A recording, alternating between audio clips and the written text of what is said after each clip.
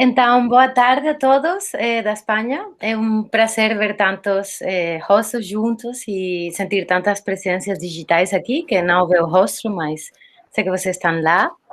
Meu nome é Paz Ponce, sou curadora de processos de pesquisa artística e gostaria de dar-lhes as boas-vindas a este novo formato de intercâmbio cultural entre Berlim e Salvador de Bahia. Agradeço muito a todos vocês por seu tempo e por se juntarem a nós hoje nesse domingo de conversa. E antes de dar a palavra aos convidados de hoje, a Suelen, a Pedra a Costa, a Rogério e Félix, e obrigado aos três por estar aqui, eu queria contar a vocês alguns detalhes sobre esse encontro. Nós somos um grupo misto de trabalhadores culturais que se movem entre vários contextos, geograficamente, mas também na prática artística, e a maioria de nós nos conhecemos através de um pequeno projeto, Insurgências.net, Insurgências Network, vou escrever lá no chat.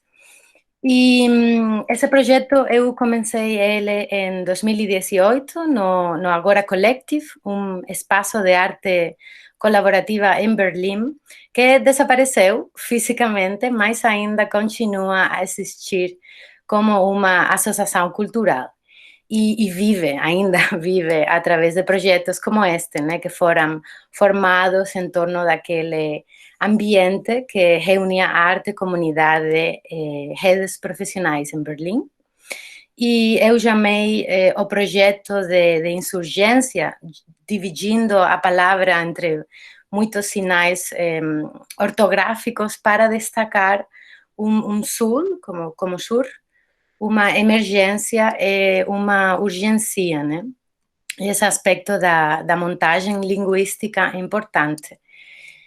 O objetivo naquela época e agora era criar uma rede de apoio aos artistas latino-americanos que haviam emigrado recentemente para Berlim para desenvolver sua prática, uma prática artística engajada socialmente, uma posição ativista que criasse comunidades, abrisse espaços políticos para a autoexpressão. Mas eu vinha observando que a abertura destes espaços, não, era como mediada por muitas barreiras, barreiras burocráticas, legais, linguísticas, que já não sabemos, dentro deste novo contexto acolhedor, ou Willkommenskultur ou da Welcome Culture.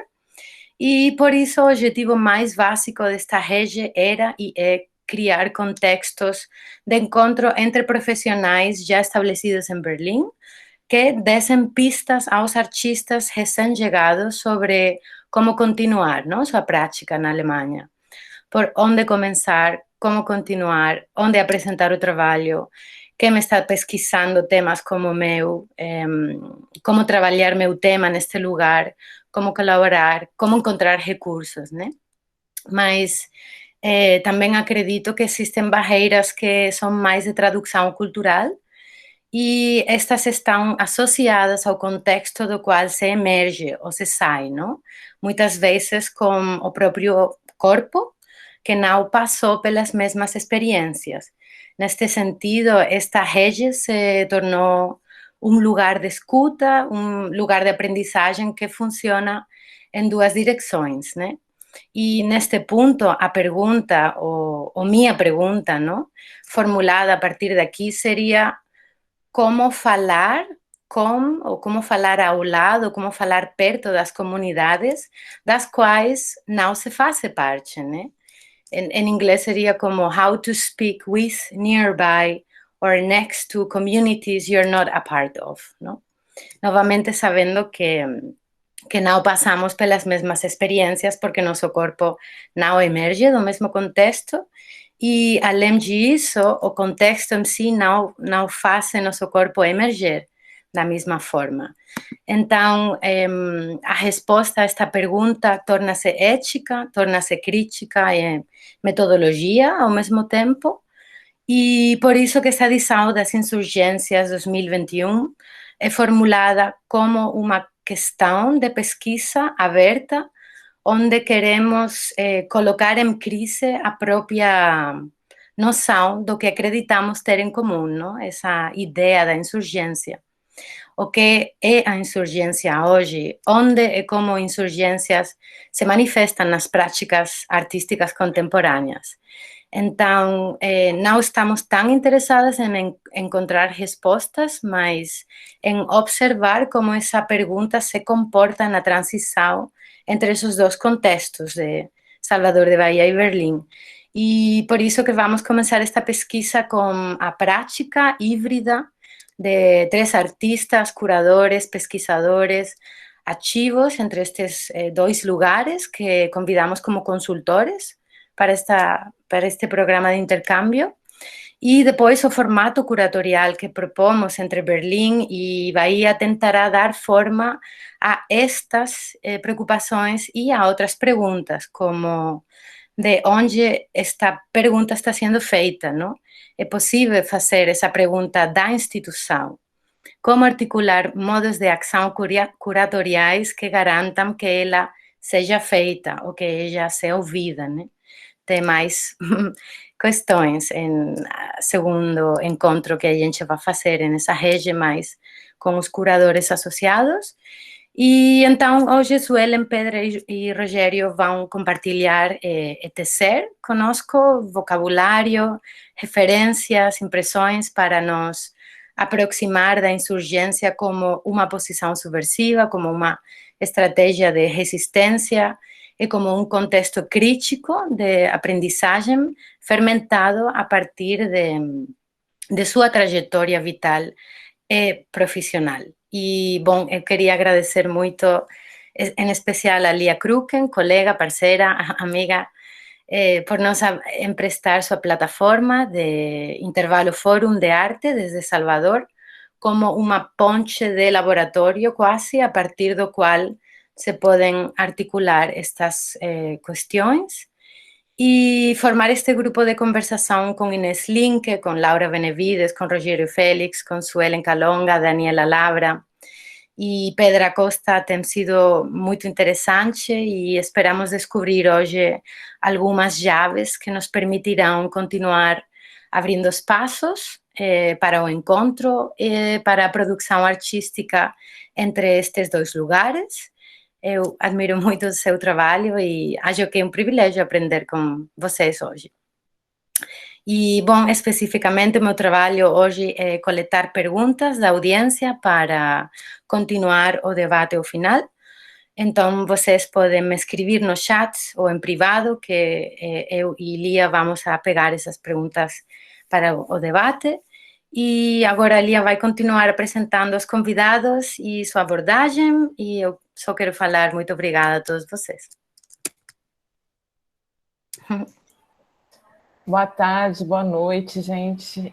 Aqui, então, eu queria agradecer a Paz, agradecer a todos que estão aqui assistindo, os artistas insurgentes, vários rostos que a gente vê conhecidos aqui. A gente tem uma equipe, que algumas pessoas estão aqui visíveis, mas a gente tem com a gente aqui Inês Linke, Daniela Labra e Laura Benevides. Somos 7 nesse grupo, muito ativos, e nesse momento somos 5 aqui, com Paz. E eu queria contar um pouquinho como nasce esse projeto, também trazer um conceito que me parece interessante compartilhar. Mas esse projeto das insurgências, eu tive a oportunidade de participar enquanto eu morava em Berlim como artista, então fui selecionada num edital feito pela Paz e por esse espaço, Ágora, e éramos artistas latino-americanos morando em Berlim. E para mim foi de uma perplexidade enorme perceber que, apesar de sermos todos latino-americanos, naquele grupo, éramos 12 artistas, a gente sabia muito pouco da América Latina. Isso eu acho que era um fato muito concreto. E, por outro lado, a gente falava de coisas muito parecidas nas nossas demandas, nas próprias questões que apareciam nas insurgências, né? Então, eu senti muito esse potencial de fazer junto, de trocar. E acho que esse projeto, que é uma continuação agora, ele nasce com essa proposta de fazer em troca, de fazer junto. E eu lembro de um conceito do Achille Mbembe, que é um filósofo de Camarões, que ele fala de criatividade da prática, ou seja, a gente aprender nessa prática, aprender pelo corpo e aprender fazendo. Isso tem muito a ver com as pessoas que estão aqui hoje, porque todas têm esse viés de fazer, de práticas, sejam práticas artísticas, sejam práticas de vida, que tem a ver com insurgência. E quando o Mbembe fala desse conceito de criatividade da prática, ele está falando sobre África. E ele fala que essa prática que aparece nas comunidades, ela reflete e antecipa os acontecimentos. Então, eu acredito nessa capacidade que a gente tem, né, de artistas, curadores, pesquisadores, de antecipar alguns movimentos e até ajudar a nomear. Então, o que a gente propôs aqui como abordagem, que é uma conversa cartográfica, é nesse sentido, da gente aprender cartografando, da gente ir andando conforme vai mapeando também as possibilidades. E essa técnica também a gente chamou de aproximação por perguntas. Por isso, eu reforço o que Paz colocou, que a gente não está atrás de respostas, mas de perguntas que sejam interessantes, que possam fazer a gente avançar para caminhos vários, né? Porque as perguntas elas vão se abrindo. Então, acho que esse é um ponto interessante também. E aí eu gostaria de falar, então, que eu estou aqui como professora convidada da UFBA, mas também na equipe do Intervalo Fórum de Arte, que eu coordeno junto com duas pessoas que estão aqui também, que é a Inês Link e Uriel Bezerra. Então, é uma alegria receber esse projeto e pensar em continuidades. A gente quer fazer mobilidade a gente quer fazer essa mobilidade entre Salvador e Berlim, né, Paz? Então, a gente está se colocando nesse lugar de conversar e descobrir possibilidades de construir isso. E aí eu venho nessa pergunta, que eu acho interessante a gente pensar, por que Berlim e Salvador? E parece meio óbvio para quem conhece os dois lugares, porque são dois lugares muito vibrantes. A gente percebe uma energia de criação muito diferente, mas ao mesmo tempo tão vibrante quanto, né? E eu diria que em Salvador, nessa ebulição cultural, que tem a ver com toda essa cultura afrodiaspórica, que música, dança parece que faz parte do nosso cotidiano, em alguns casos as performances fazem tão sentido na cidade que a gente já nem sabe que está acontecendo uma performance ou não, né? Então, essa linha também entre insurgência na vida e na prática artística interessa muito a gente, quando isso se dilui a ponto de poder ser possível em qualquer lugar, né? Por exemplo, nesse caso, uma performance. Em Berlim, sendo uma cidade histórica que tem cicatrizes e traumas e convive com isso, a gente percebe que existe uma abertura para acontecimento, para experimentação, que é uma estética muitíssimo diferente, mas muito interessante também, uma estética de contestação, né? Eu acho que, para mim, pela minha experiência em Berlim, eu acho que tem muito essa estética desse lugar. E aí é uma alegria poder ouvir Pedra, Suelen e Rogério, porque a gente vai ouvir um pouco desses dois lugares, né? Pedra e Suelen moram, eu ia falar habitam, mas moram em Berlim e são do Brasil, né? Um Brasil profundo que a gente tem aqui. A gente está no Nordeste, né? E eu acho que uma primeira insurgência é fazer essa conversa em português, né? Apesar de ser uma conversa internacional que nasce em Berlim e a gente está aqui, e algo que eu agradeço muito, Paz, pelo esforço com esse português maravilhoso. E é isso. Então, eu queria dar as boas-vindas. Eu queria convidar as pessoas a se apresentar, porque eu acho que, conforme vocês vão falando também da prática de vocês, vai ficar mais claro do que eu apresentar, mas queria muito agradecer Suelen, Pedro e Rogério por estarem aqui com a gente hoje.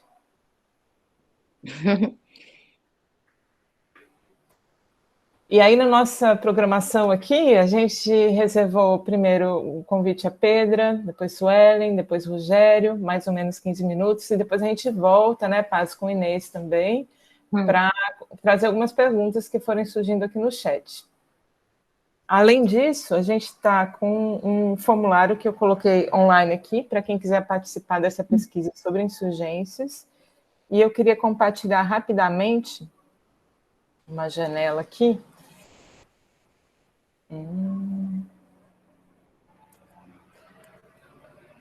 Que estão os links. Um minuto.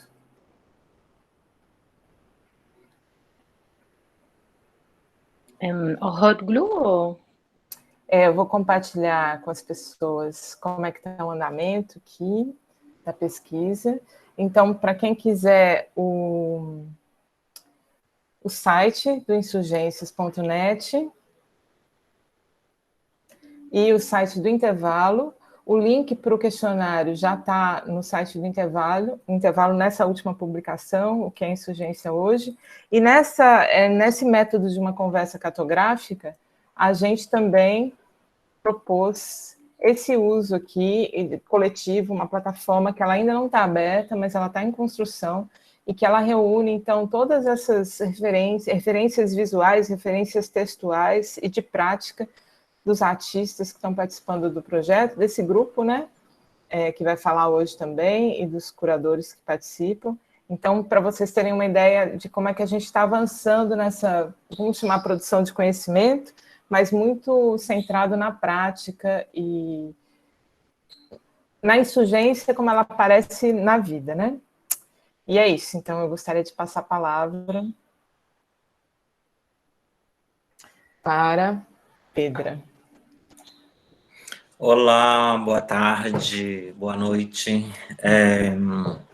Agradeço o convite por fazer parte desse projeto, né? Em 2018, eu fiz parte do Insurgência, juntamente com Lia, né? Nós estivemos lá, dentro desses 12 artistas aí. Foi muito interessante as fricções, né? Que a gente criou e participou ali dentro. Uhum. Eu tenho cadê? Dá para ver? Portfólio aqui tatuado como portfólio, acho que assim é melhor, portfólio, como resultado da minha performance ao vivo, que eu fiz no final da Insurgências, que era um projeto para pensar portfólio, para pensar, né, nossos formatos de apresentação para o sistema de arte enquanto artista, e essas coisas sempre são um pouco chatas para mim, ficar pensando nesses formatos, né, muito institucionais. E aí eu falei, vocês querem meu portfólio? Meu portfólio é meu corpo. Então eu tatuei, me marquei, né, enquanto uma resposta a essas questões que foram trazidas ali naquele programa durante 2 semanas, né. E agora eu recebi esse convite para estar aqui, junto com pessoas maravilhosas, que tem uma história de vida, uma história de arte muitíssimo interessante, né? Eu tenho 42 anos, eu sou uma pessoa... Hamilton Borges, bem-vindes. Eu sou uma pessoa branca, não binária, nascida em Nova Iguaçu, com mãe do Rio de Janeiro, com pai pernambucano. Morei em Belém, no Pará, morei em Natal, no Rio Grande do Norte, durante muito tempo, né, em Nova Iguaçu e também no Rio, no centro do Rio, na cidade do Rio de Janeiro. E morei em Salvador, Bahia, também por 3 anos, de 2005 a 2008, onde eu criei um projeto chamado Solange Estou Aberta, que é um projeto de música, de funk, carioca, punk, hardcore, queer, né? Dissidências, falando sobre dissidências de gênero e sexuais.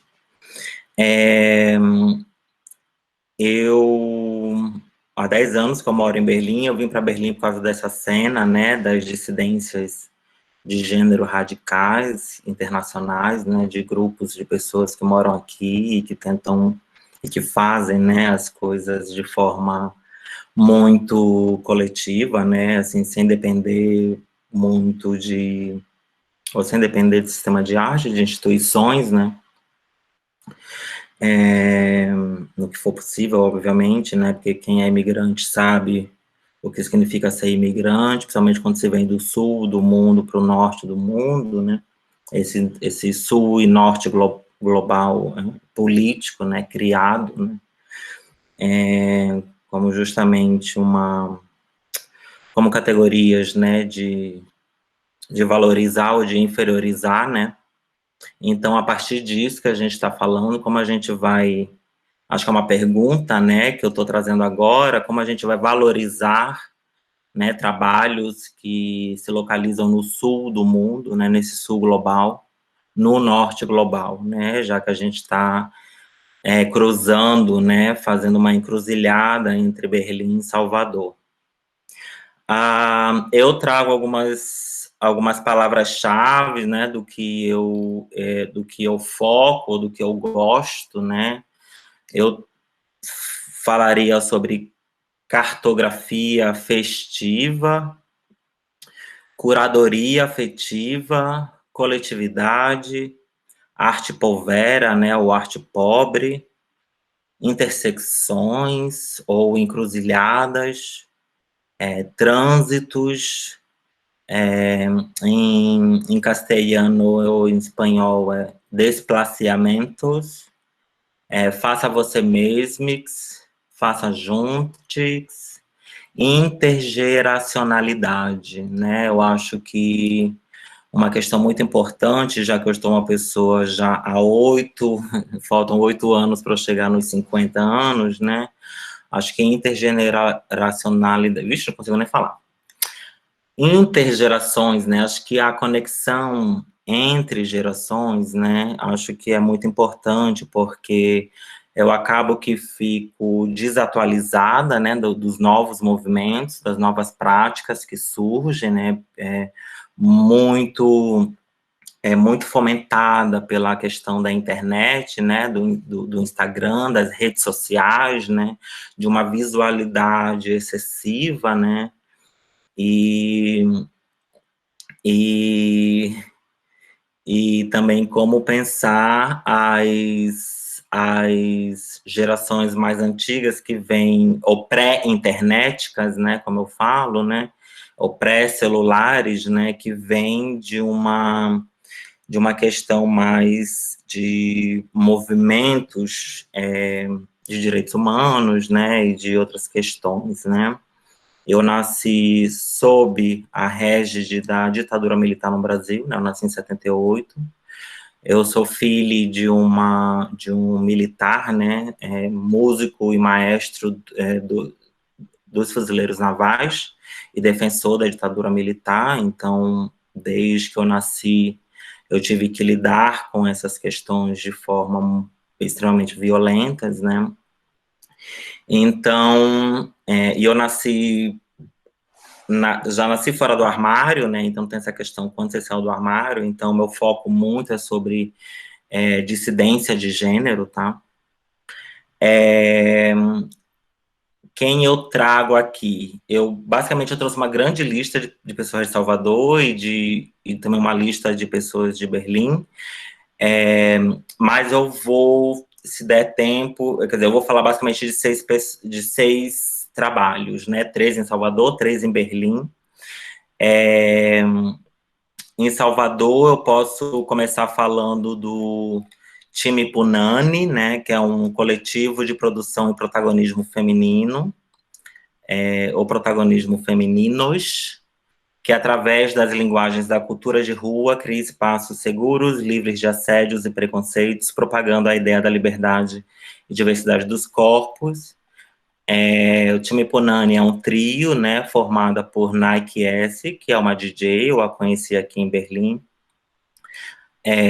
a Miss Eve, que é uma cantora de dancehall, e Sista Kátia, também conhecida como de vegana, e trabalha com moda, trabalha com grafite.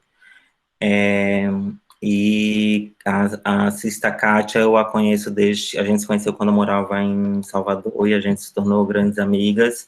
Fizemos o Queer Punk e Queer Funk juntas, né, em 2007, foi um evento autônomo, independente, de 3 dias, em que envolvia várias questões.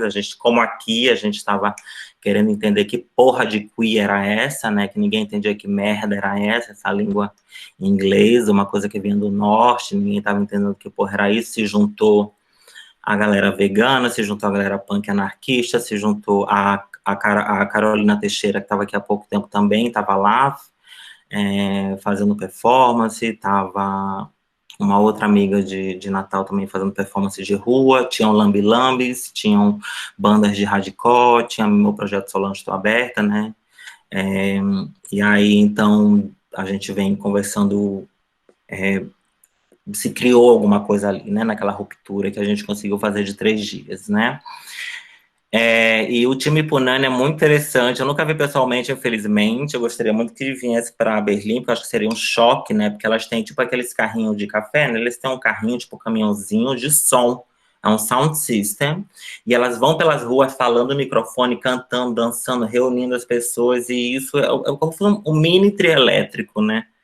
Então, eu acho isso muitíssimo interessante, né? Essa questão do não pedir licença para ocupar as ruas, né? Como aqui em Berlim é muito é necessário pedir licença para ocupar as ruas, né? E nesse caso não, eu gosto disso, assim, quando você está num espaço de repente se depara com um acontecimento, né? E você não foi convidada a participar, entendeu? Mas você está fazendo parte já. Então acho que Time Punani, ela me traz muito essa questão. E aí eu trago o Hamilton Borges, que está aqui. É um prazer que a Hamilton esteja aqui. Quando a gente teve a nossa reunião, né, interna, a primeira pessoa que eu falei de Salvador foi a Hamilton, né?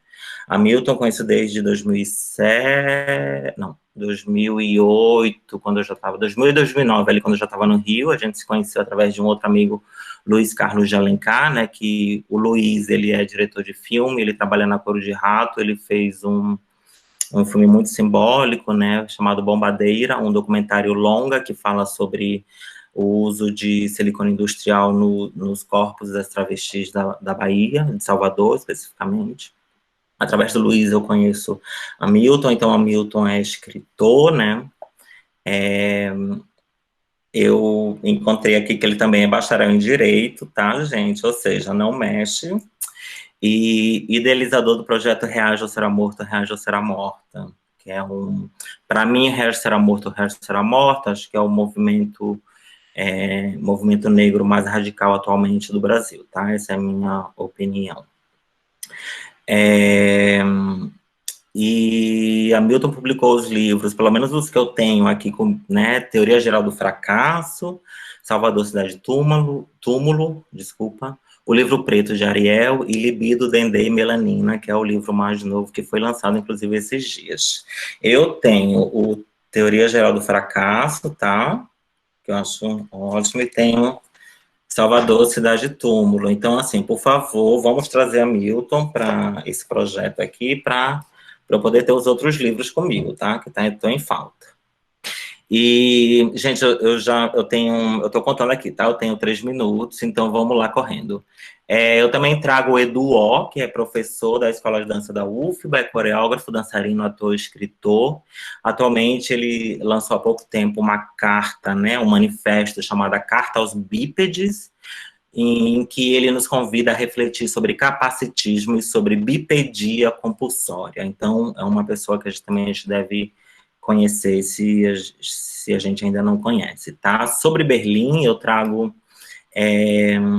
na verdade, eu trouxe 3 pessoas, mas eu coloquei mais uma. Eu falei com a Laura, eu falei, Laura, deixa eu colocar mais uma pessoa aí né, agora, porque eu acho que é importante. Então, em Berlim eu trouxe Katian Tan, que é uma curadora, escritora, estudiosa independente das artes visuais e da performance, mas focada mais em performance, teoria decolonial e estratégias anticoloniais e queer, trabalha com diversidade crítica e estudo de gênero, né, inclusive a Kate fez, nos 2 últimos dias, 12, 13 e agora de março, fez um projeto incrível também, e é uma pessoa, assim, super antenada, super estudiosa, super afetuosa também, afetiva, né? E tá, eu trago o Ford Kelly, que Ford é ilustrador, design gráfico e DJ, né? Organiza eventos e dá oficinas comunitárias voltadas para as pessoas negras, indígenas e pessoas de cor trans e queer. Ford é um grande amigo, assim, gosto muito tanto dele quanto do trabalho dele. Ele também trabalha no Les Migras, que é uma organização não governamental focado em pessoas não brancas, imigrantes, queer, trans em Berlim, dando suporte psicológico, legal, etc, etc. House of Living Colors, que é um coletivo, né, aberto de drag queens, ou de drag kings, drag queens e drags plus, e performance, né, voltado também para pessoas negras, de cor, indígenas, trans e queer em Berlim, que trabalham tanto em clubes, né, em boates à noite, como em espaços de arte, do sistema de arte mesmo, como Sofia Zella, aqui em Berlim, por exemplo. E uma quarta pessoa que eu trago, né, assim, é Moura Soares, né, que é dançarino, né, também é babalorixá, né, de um candomblé de Queto, chamado Ileo Basileke, que abriu aqui em Berlim no ano de 2003, é o única casa de candomblé em toda a Alemanha, né, então existem várias diásporas, né, envolvidas nesse espaço, né, e nessa conexão. Morar também tinha o afoxé, que sempre saía no Carnaval das Culturas, né, e no Carnaval das Culturas, que é um evento que acontece aqui, como se fosse o Carnaval do Brasil, mas diferente, né, com pessoas de várias culturas do mundo todo e que apresentam seus trabalhos, e Murá e o Candomblé, né, o Ilê, mostravam sempre o afoxé e sempre ganhavam, todo ano ganhavam, então não tinha mais chance para ninguém ganhar, né, o primeiro lugar, então eles acabaram, o afoxé acabou ficando como esse abre-alas oficial, né, do Carnaval das Culturas, e deixando outras pessoas concorrerem, outros grupos concorrerem, né, porque é isso, né, gente? É o Sul Global e sua força, né? Agradeço e, por favor, perguntas e a gente vai conversando mais. E também eu tenho outros nomes, se tiver mais tempo, inclusive o Quilombo Alê, Sandra, né? Sandra Belo, que está aqui. Quilombo Alê também está na minha lista ampliada, tá? Que vai entrar provavelmente no site também dessa cartografia, né? Do Hot Glue que a gente está fazendo com a Laura. E o Quilombalê também é um espaço comunitário e de arte, de comida, de afeto e de resistência, de encontros, também incrível, focado principalmente em mulheres negras, né? Qualquer coisa, a Sandra tá aí, se ela depois quiser falar um pouco, então o Hamilton também tá aí, tá bom? Eu agradeço o espaço.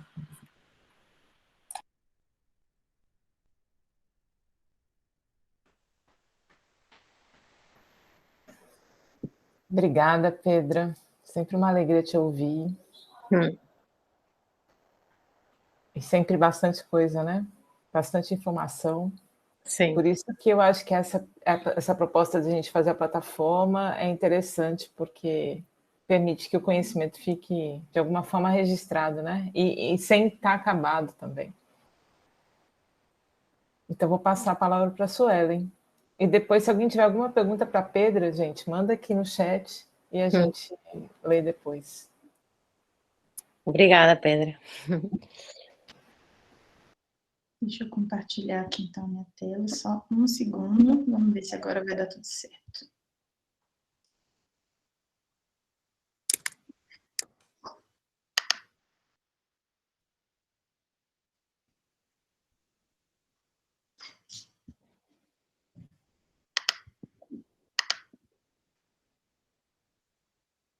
Oi? Estamos te ouvindo e te vendo.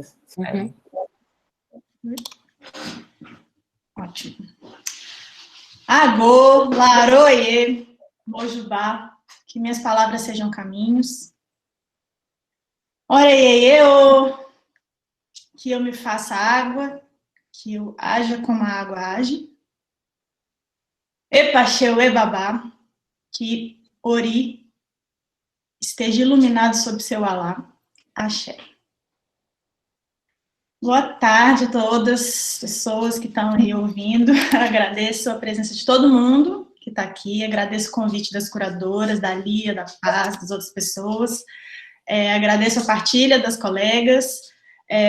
Aproveito também para mandar um beijo para os meus amigos e família, que eu vi subindo aí os balãozinhos que estão aqui com a gente, em especial minha mãe, Zenir, meu amor, Kamai, que apareceu aí, a Sandra, querida, maravilhosa, mora no meu coração. Vou começar minha fala, então, me apresentando, porque não é muito comum que eu participe de conversas como essas, então eu acho que muita gente que está assistindo aqui ainda não me conhece, e para quem já me conhece, eu também já explico por que eu estou aqui hoje, já que não é uma coisa muito comum da minha prática, né? Eu decidi fazer uma fala que vai trazer um tópico para a gente discutir, muito mais do que apresentar trabalhos. A minha intenção não é polemizar, mas é não perder essa oportunidade de abrir um canal público, né, de reflexão, de conversa, e também porque eu sinto que é um lugar de obrigação minha. Então eu acho mais valioso, já que a rede de artistas que a gente está cartografando e construindo vai ficar disponível para consulta depois, de toda forma, né, decidi tomar esse caminho aqui. Bom, eu sou a Suelen, nasci em Contagem, Minas Gerais, e desde 2018 eu estou baseada aqui na Alemanha, hoje aqui em Berlim. Em 2016, quando eu ainda estava em São Paulo, eu conheci a Paz por meio de uma residência artística que a gente fez juntas na Casa Tomada, sob a coordenação do Cláudio Bueno e da Tainá Azevedo, não sei se eles estão aí, eu não consegui ver. E de lá até aqui a gente não se encontrou mais, mas ela me procurou quando tomou contato com uma publicação minha no Instagram sobre os resultados da minha dissertação de mestrado, né, que foi apresentada no ano passado aqui na Universidade Bauhaus. E por que eu estou falando isso? Porque, né, essa residência onde eu e Paz nos encontramos, ela aconteceu num período que foi muito importante para mim, de revisão muito profunda no meu posicionamento no mundo, especialmente como pessoa que utiliza estratégias artísticas, né, não só para fins de construir objetos de arte, mas, sobretudo, como a minha ética e a minha política das minhas ações. Então, essa residência, ela foi tão definidora para mim, que foi nessa data que eu entrei como Suelen Pessoa e saí como Suelen Calonga. Claro. Essa mudança de sobrenome, ela reverberou em muitas instâncias da minha vida, né? Então, renunciar ao meu sobrenome mais europeu, vamos dizer assim, e adotar o meu sobrenome menos ocidental foi muito mais do que escolher um ou outro nome para mim, né? Além disso, Calonga é o nome da minha mãe, e naquele momento eu estava exatamente pensando o que significa ancestralmente essa questão da matrilinearidade e, ao mesmo tempo, criticando e entrando num processo muito profundo de recusa do feminismo, mas isso é um outro assunto que, enfim, a gente pode conversar depois, mas eu queria marcar aqui só a importância desse período, né, que a Paz me conheceu na minha história pessoal, que justifica tudo que eu realizei entre 2016 até aqui e que rendeu esse convite para estar aqui. Então, no início do ano, quando a Paz me contatou, a gente conversou um pouco por telefone, eu respondi para ela que, primeiro, era importante para mim ver quem eram as pessoas envolvidas nessa atividade, entender por que ela estava me convidando, né, porque já que eu tenho esse lugar que eu construí para mim, que é um imperativo ético de falar as coisas que eu sinto, as coisas que precisam ser ditas, da forma que eu digo, ainda que elas não pareçam muito adequadas ao lugar. E esses temas de pensamento decolonial e de desconstruções e reconstruções dessas estruturas ocidentais, eles estão ficando cada vez mais hypes, né, nas conversas do mundo das artes. E eu, pessoalmente, estou menos interessada em falar de pensamento decolonial e muito mais interessada em atuar em práticas contracoloniais. E eu acredito que não é possível existir uma prática contracolonial dentro da instituição arte. Porque, para mim, a arte, ela assim, a arte da forma com que essas instituições artísticas estão construídas hoje, né? E das formas possíveis de atuar dentro dessas estruturas. E isso faz com que a arte seja, ao meu ver, necessariamente colonial e necessariamente colonizadora. E eu não estou falando só da arte como um mercado, né, de compra e venda de obras de arte, enfim, mas também dos outros lugares onde a arte está, na academia, por exemplo, nos circuitos de fomento, financiamento, nas residências artísticas, enfim. Então, quando eu sou perguntada, né, e aí eu até cheguei a dizer isso na nossa reunião prévia, né, quando eu sou perguntada sobre onde e como a insurgência se manifesta nas práticas artísticas contemporâneas, a minha resposta, sendo justa com os meus processos, ela é necessariamente que se manifesta fora da arte contemporânea. E aí as pessoas perguntam, como assim fora, né?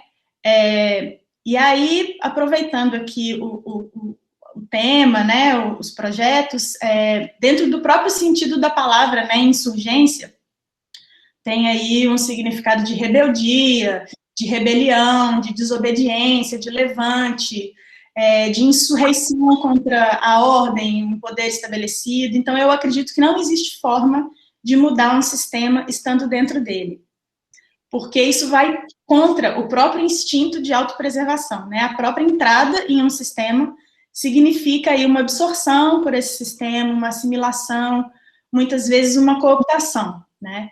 Então, entrar em um sistema é fazer parte dele, e ninguém quer se aliar a um sistema que deseja combater, né? Aí, eu estou partindo dessa premissa que a gente concorda que ninguém quer se aliar a um sistema que deseja combater. Então, eu acho importante reforçar um ponto aqui, que é uma diferenciação. É óbvio que existem pessoas, artistas insurgentes, estamos aqui, vários de nós, né? Ou com práticas insurgentes em seu cotidiano, seja uma dissidência de gênero, seja uma atuação política mais revolucionária, ou seja porque a pessoa é parte de, não sei, uma dinâmica coletiva restrita a um recorte racial, por exemplo. Mas, ao meu ver, quando esses elementos que definem essa prática insurgente, eles saem do campo onde eles acontecem na vida e eles se tornam arte, ao meu ver, eles necessariamente se tornam uma outra coisa. Eles deixam de ser a própria prática insurgente e eles passam a ser uma ilustração daquela prática, né? Ele passa a ser um comentário sobre aquela prática. E aí é por isso que eu digo que a insurgência, ela vive fora da arte. E um outro ponto ainda mais importante que eu quero ressaltar é que é preciso observar muito atentamente e tomar muito cuidado com o que muitas vezes a gente está chamando de dissidência, de desobediência, de rebeldia, de insurgência, sei lá, né? Até pouco tempo atrás, diversidade, né? Essas palavras. Então é preciso tomar cuidado, porque, como eu posso dizer, nos processos e procedimentos da arte, que é a vida daquele indivíduo artista, né? Que por ser a vida daquele indivíduo, é óbvio que aparece expresso na sua arte também. Mas apontar que a vida de uma pessoa, ou seus interesses, ou sua forma de existir no mundo é um desvio da norma, isso é um dos procedimentos coloniais da arte, né? E despertar o interesse e a curiosidade sobre esse modo de vida, que é dissidente, atribuindo valor a esse desvio, quando esse valor não existe na vida, né? Ele existe na arte, criando esse interesse específico em modos de fazer que possam servir assim, como um tipo de produto político que tem mais valor, né, nos mercados de arte hoje. Enfim, o que eu quero dizer é que a insurgência na vida, ou o enfrentamento, né, que as pessoas fazem às opressões da vida, quando ele é trazido para a arte, ele se torna uma outra coisa. Esse caldo que eu queria trazer para a nossa conversa, para a gente não perder isso de vista. Eu acredito que quando a arte ela passou a ser uma instituição que existe separada fora da vida, fora desses momentos de conexão e comunicação direta com a espiritualidade, né, que era o lugar que essas práticas e esses procedimentos estavam antes dessa institucionalização, agora a arte ela acontece nesses lugares, nesses contextos específicos, em formas e canais específicos, com procedimentos, processos, tempos específicos, que não são mais o tempo da vida, né, são os tempos da arte. Então, eu acredito que ela acabou passando a ser um grande esvaziador de conteúdos culturais, né? E não é só a arte que faz isso. Esse é o mesmo lugar que a antropologia, por exemplo, o método etnográfico da antropologia faz, ao tirar os objetos de seus contextos de sentido, levar eles para um outro lugar, transformando eles em objetos etnográficos, né? Eu acabei de publicar um artigo em uma revista, até aqui, numa revista da Federal do Maranhão, que chama Em Direção à Contra-Etnografia, que eu falo disso. Então, eu deixo o convite para leitura, né, porque não vai dar tempo de estender aqui. Se digitar lá Contra-Etnografia Suelen Calonga no Google, certamente é o primeiro resultado. E aí, assim, eu não estou aqui falando de uma possível visão estreita do meu entendimento do que é arte, né, ou não. Porque eu sou uma pessoa atuante, né, nas estratégias artísticas. Eu estou falando desse poder, dessa capacidade esvaziadora que a arte tem de tirar o sentido das coisas e substituir esse sentido por um discurso sobre a coisa. E ela esvazia porque ela está sustentando a colonialidade. Na verdade, eu entendo e defendo a ideia de que o sistema de arte, ele é um dos pilares mais firmes que sustentam a colonialidade hoje, porque a arte é um lugar muito privilegiado e muito efetivo de emissão e de controle de narrativa, né? Então, e discurso, controle de narrativa, como é o tema desse artigo, esse controle de narrativa é poder. E aí eu lembrei aqui de uma live que aconteceu no canal Ione das Pretas, da Caroline Amanda, e eu vou trazer esse exemplo aqui, porque ele é de fora das artes, e eu acho que mostrando a questão por fora, quem ainda não está entendendo onde eu quero chegar, consegue completar o quadro na própria cabeça. Então eu vou abrir aqui o Instagram dela e vou deixar ela mesma falar, porque é um vídeo muito curtinho. Eu vou compartilhar outra aba aqui, rapidamente, que eu acho que eu já estou chegando no finalzinho também.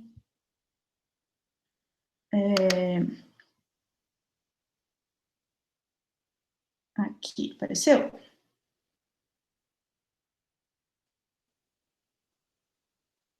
Isso. Bom, é essa página aqui. E é esse post aqui.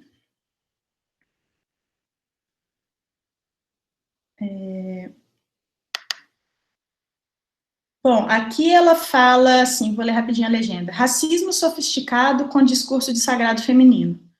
Compartilhar reflexões com a doutora Suzana de Castro me fez refletir sobre alguns sentidos de amadurecimento. Ela me convidou para um papo sobre o feminismo negro e eu respeitosamente disse que havia outras mulheres mais habilitadas para falar sobre o tema. Ela insistiu, falou que seria interessante contar com o meu olhar mulherista, e eu disse, acho indicado falar com outras irmãs, pois elas darão contribuições valiosas desse lugar de enunciação. E aí ela me perguntou, qual tema pode ficar bacana para as duas? Compartilho aqui um trecho da entrevista. Aí eu vou dar o play aqui, são 3 minutinhos. Espero que funcione a transmissão, se não, fica aí o convite para vocês seguirem a página lá. Claro que eu vou só me sobrepondo a outras opressões. Então, a mulher hétero, branca, classe média, ela não é opressora porque ela é mulher? Não faz sentido.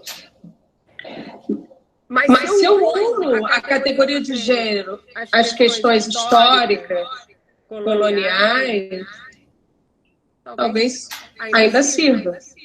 É porque eu acho também, Suzana, que tem ainda algumas questões que estão atreladas à colonialidade como bastão, pilar, coluna dessa estrutura de pensamento. Por exemplo, há mulheres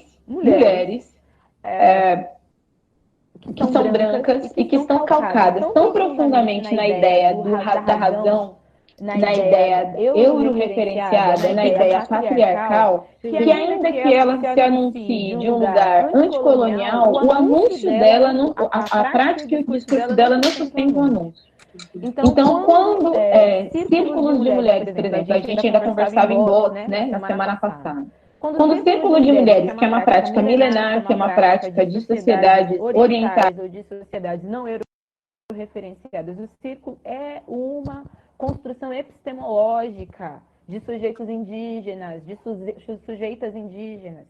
É uma construção, a circularidade é uma percepção epistemológica.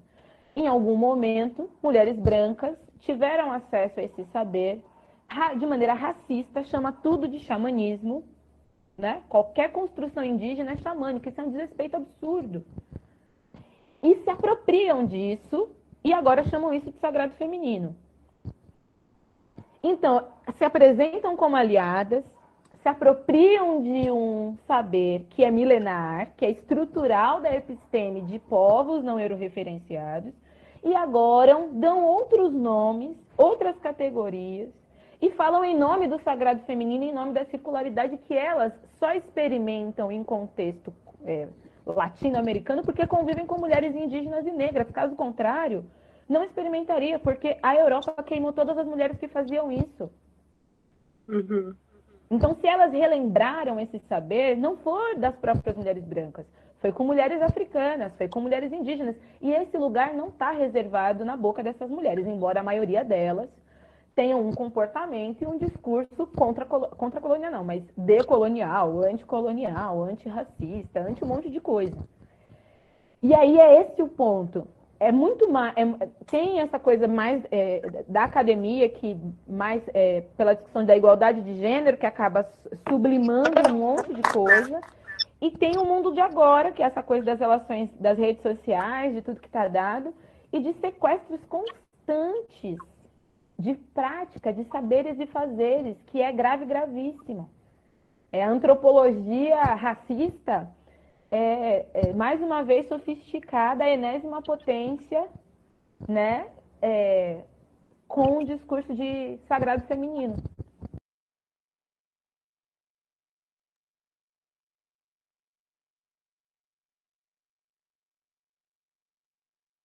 Aqui, então, que eu já estou nas últimas aqui. Eu quis apresentar isso só para colocar aí mais uma camada, né, nas questões que eu estou trazendo. Obviamente, ela está falando ali, não é da arte, né, ela está falando de uma outra questão, mas isso que ela chama de sequestro colonial de saberes, ele acontece também na arte, né, muitos artistas, muitos de nós são chamados para, enfim, falar e para compartilhar os nossos saberes em espaços de arte,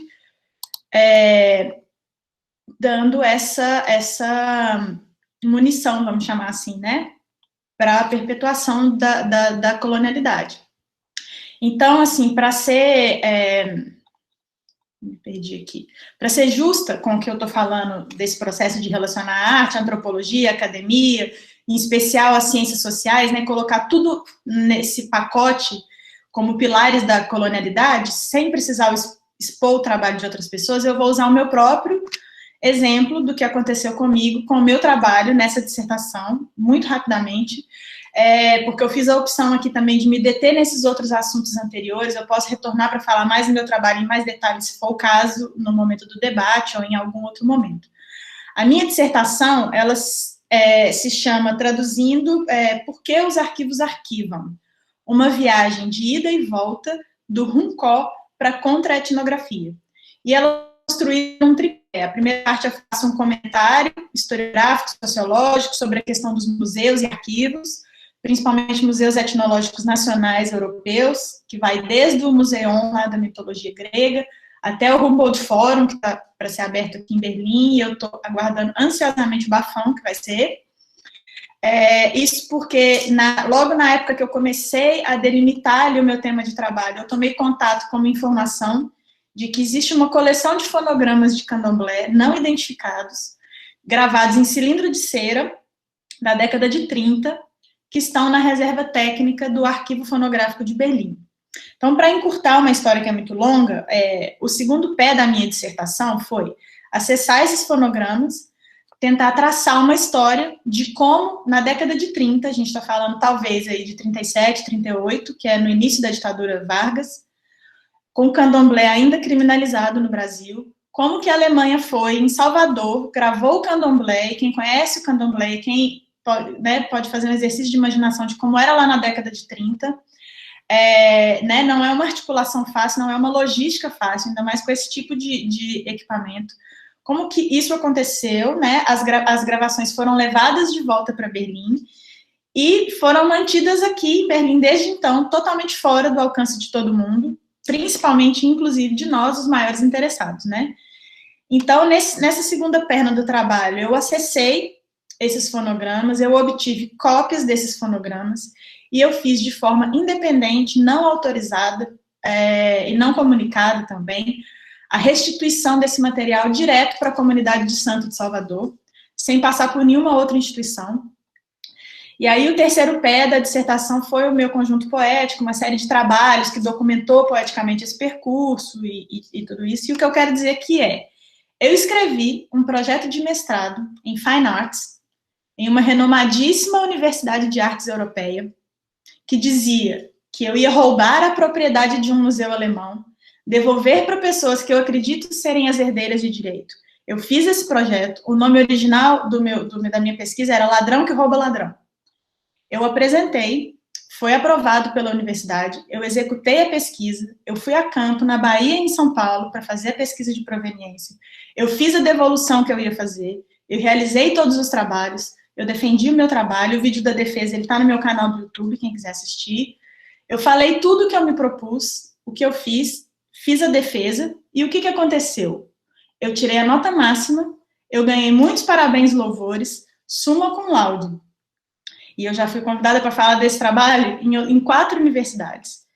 Então, encerrando essa fala aqui, até para deixar mais caldo para a parte do debate, o que eu queria dizer é que eu não acredito que é possível insurgir de dentro de um sistema, se a intenção não for a derrubada do sistema, porque ele está muito bem preparado para absorver qualquer fricção, qualquer tentativa de impacto contra ele, né? Absorver essa energia de volta para ele, usando a favor. Então, eu, pessoalmente, não acredito em ocupa tudo, eu não acredito em pretos no topo, eu não acredito em nada disso, porque eu acho que se uma pessoa para a qual o sistema não foi feito para beneficiar ela, se ela consegue uma posição de benefício dentro de um sistema, isso não significa uma conquista, mas sim uma cessão. Esse espaço só é concedido, se há um ganho, no mínimo mútuo, e aí a profissão de artista passa a ser uma negociação com esse sistema, né? Uma atuação dentro dessa fricção, que é também esse lugar onde eu estou aqui agora. Então, eu encerro por aqui, já me estendi bastante, e a gente volta a se falar daqui a pouquinho. Obrigada, gente.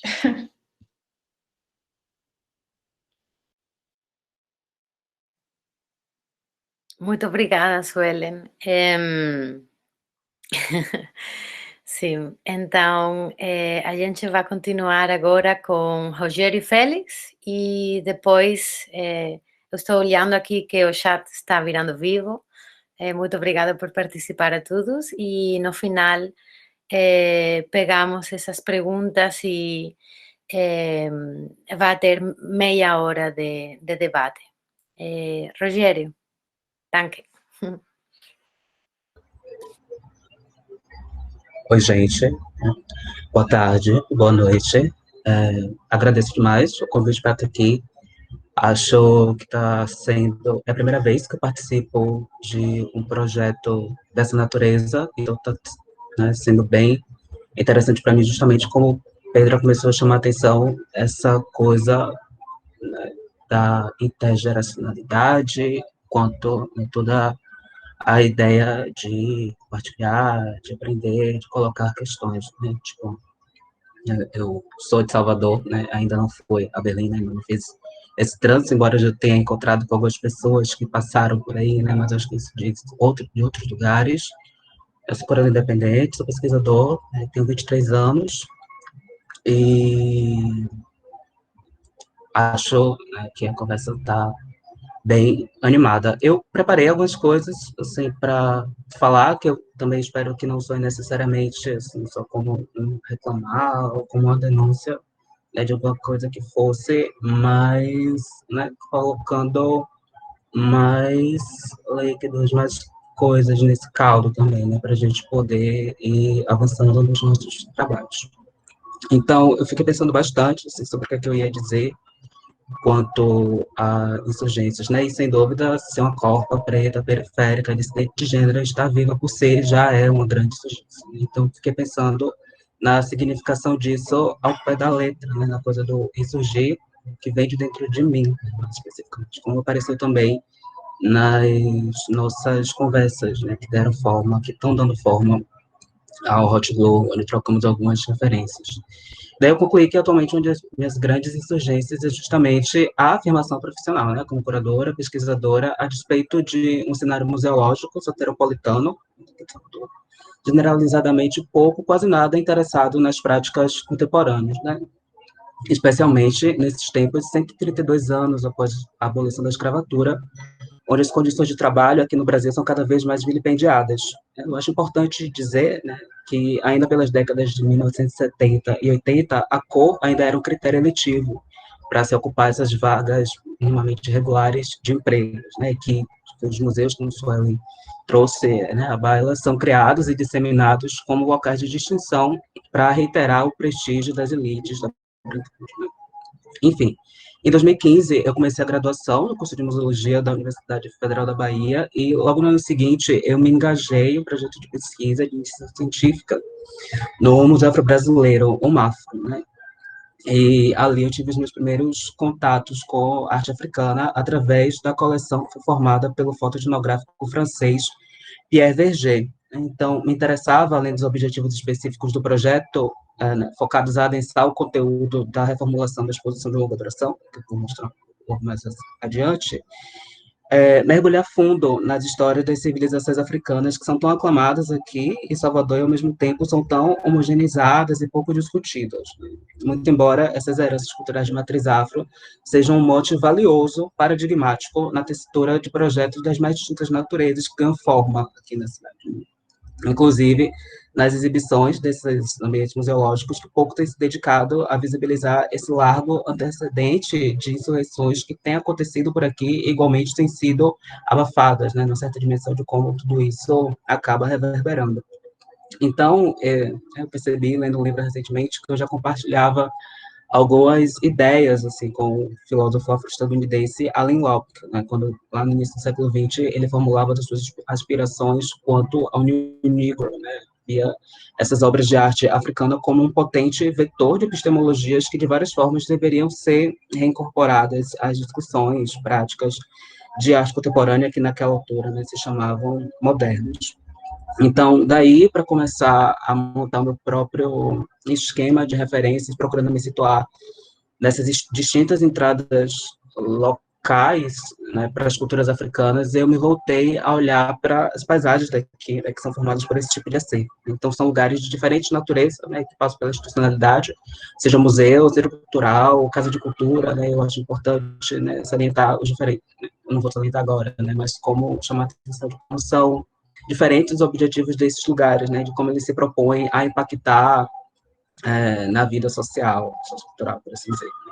Então, todos eles, com suas arquiteturas coloniais, localizadas no centro histórico daqui de Salvador, que é essa região famosa do Pelourinho e adjacências, e ao tipo de peça, a despeito da procedência, né, que usualmente replica a forma dos objetos que, em grande medida, foram saqueados e depositados nas instituições europeias, né, e que vão se atualizando, como agora o Fórum Humboldt, né. Então, eu quero mostrar rapidinho algumas dessas exposições, né.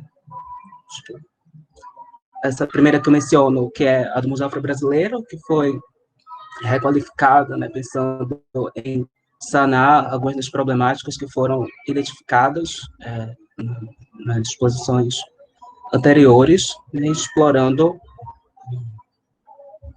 esse tipo de escultura, né, que vão sendo replicadas, né, e colecionadas aqui, né, a despeito da pretensão de informar, ou quer que seja, de impactar a população, né, pela sua forma, pelas suas linguagens, né, por quem faz esse trabalho simplesmente replica essas obras que foram, né, recolhidas de maneira tão deplorável, assim, para dizer o mínimo. Né? Então, o Solar Ferrão, o Centro Cultural Solar Ferrão, é outro desses espaços.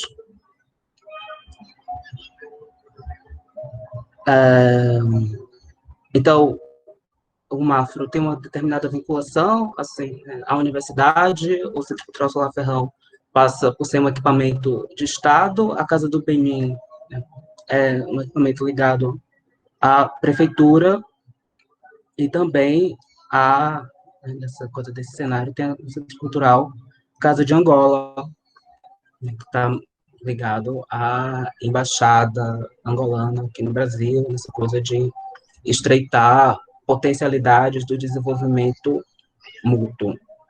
Né? Então, eu posso depois voltar e falar um pouco mais das obras, né? Mas acho que é importante ir direto ao assunto, né? Conta do tempo e tudo mais, e dizer que essas minhas observações elas se detiveram nessas narrativas que foram produzidas no Mafro entre 1982 e 2018, né, que giram em torno principalmente da história dos povos iorubais, e também passei a observar mais recentemente os dispositivos museológicos que têm sido engendrados pela Casa de Angola, né, que foi inaugurada em 1999.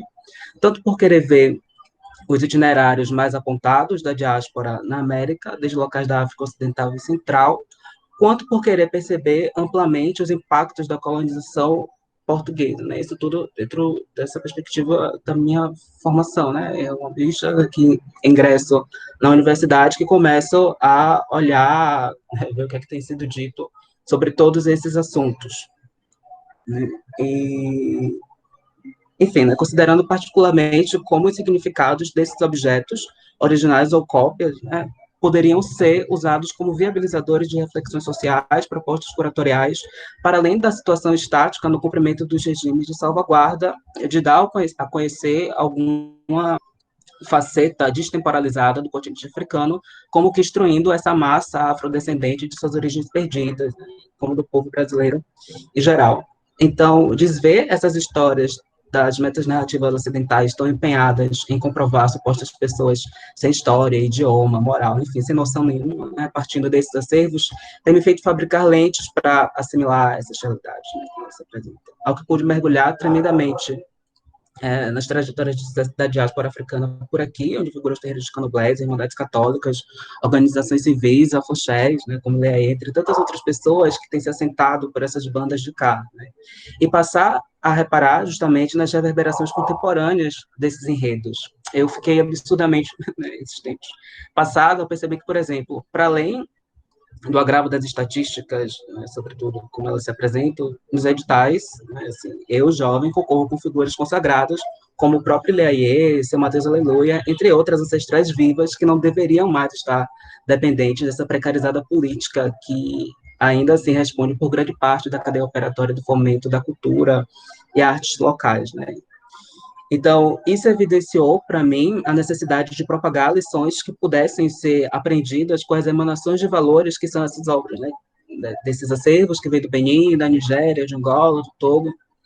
Quero dizer, seus movimentos de libertação colonial, as autodeterminações, suas vinculações político-partidárias, os modos de dançar, vestir, fazer cinema, as convicções espirituais, enfim, né? Produzir mais pontes entre essas janelas históricas que estão escancaradas e o atual estado das coisas, né? Agora eu fico pensando, né, de forma nenhuma também quero romantizar essas nossas relações institucionais, as maneiras que a gente escolhe se mover na sociedade também, né? Mas quero chamar, ao mesmo tempo, atenção para como essas coisas têm, da minha perspectiva, se desenrolado aqui pela cidade, né? Então, eu pensei, né, ter pensado por essas trilhas, esse fazer curatorial que eu proponho, poderia se instalar justamente na cartelização dessas tantas insurgências que são manifestadas por aqui, né, o que pode começar a tomar forma, mostrar coisas, né, em Gravidade, que é uma publicação independente de arte que começou a rolar aqui, né, em Salvador, em agosto de 2019, com Levi Barbosa, Carol Dias, Thaisa Santos, né, enfim, entre essas pessoas. Então, a linha editorial, resumidamente, né, desse trabalho de publicar essas pessoas, né, imagens, sejam visuais, sonoras, de quaisquer linguagens possíveis, dessa galera, né, que aqui, normalmente, a gente vai chamar de dissidente de gênero e de raça do sul global, especialmente daqui da Bahia, em formato físico e digital, né? Ou seja, a ideia de tanto reunir, catalisar e mostrar mesmo o que tem acontecido aqui a despeito dessas agências institucionais, né, que nos escamoteiam. Então, atualmente, o projeto, ele segue com Levi Barbosa, né, também, e também Gil Soares, Jamile Cazumbá, Juliana Cagives, além de mim, que colaboro desde o 3º número. Então, vou mostrar rapidinho as capas. Acho que são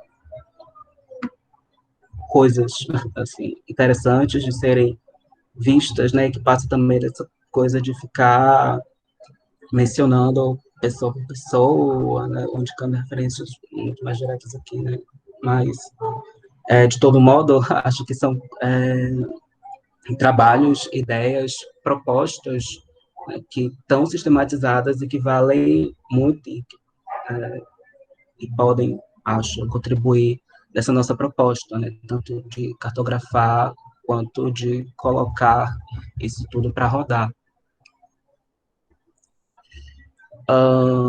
Então, nessa estreia, né, desse número 3, eu procurei tensionar essa noção de cordialidade que se associa muito com a mestiçagem, democracia racial, as correntes do tropicalismo que estruturam, né, o colonialismo que estruturaram o colonialismo português pelo mundo, junto com o Bonde, que vem também pensando sobre essas coisas por aqui, né, e ao mesmo tempo lançando algumas críticas, né, quanto à própria malha de relacionamentos, as alianças sociais, contratos entre nós, pessoas negras, na dinâmica daqui de Salvador, né, que é babado.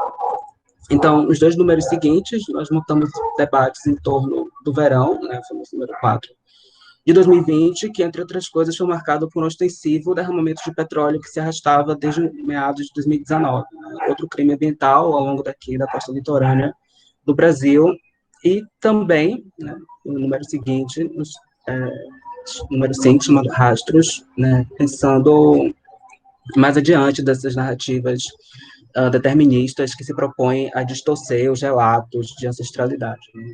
Infelizmente, desde o lançamento desse número mais recente, Rastros, em março do ano passado, que foi 1 ou 2 semanas antes da deflagração, né, desse projeto de medidas restritivas que a gente vive aqui, nós ainda assim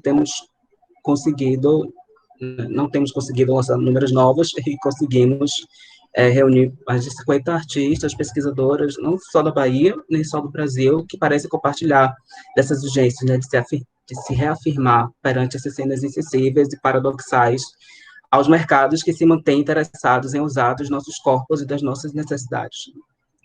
Eu também separei alguns trabalhos, assim, que eu queria só mostrar rapidinho dessas edições.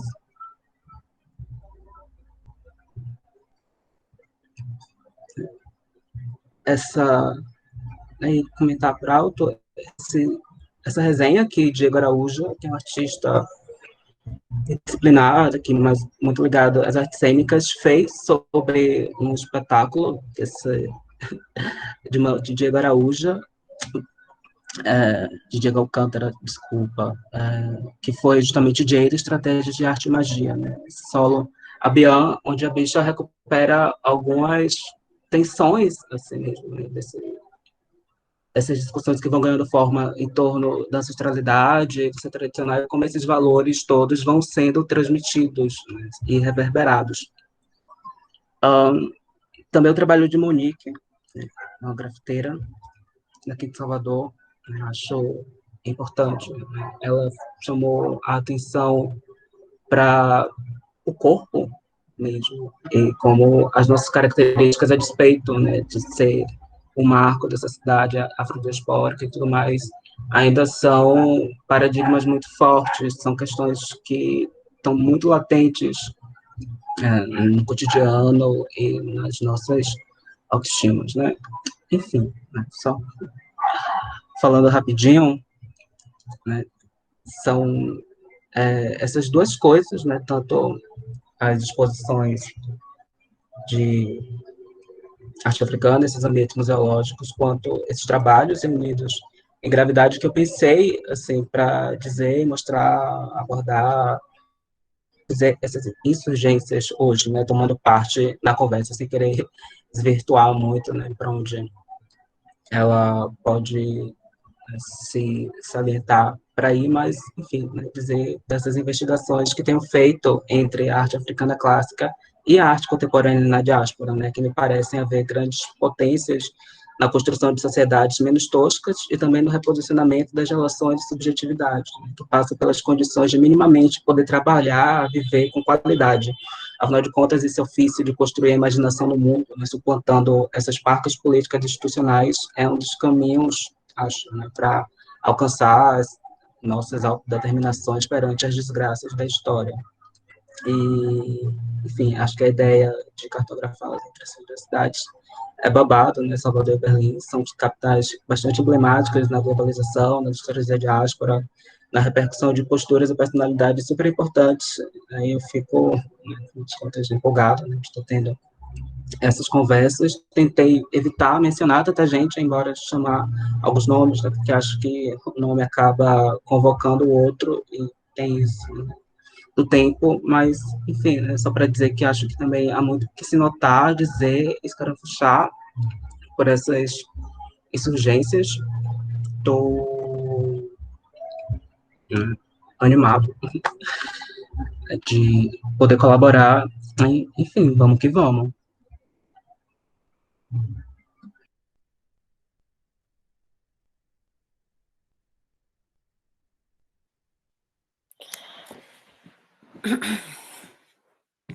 Obrigada, Rogério.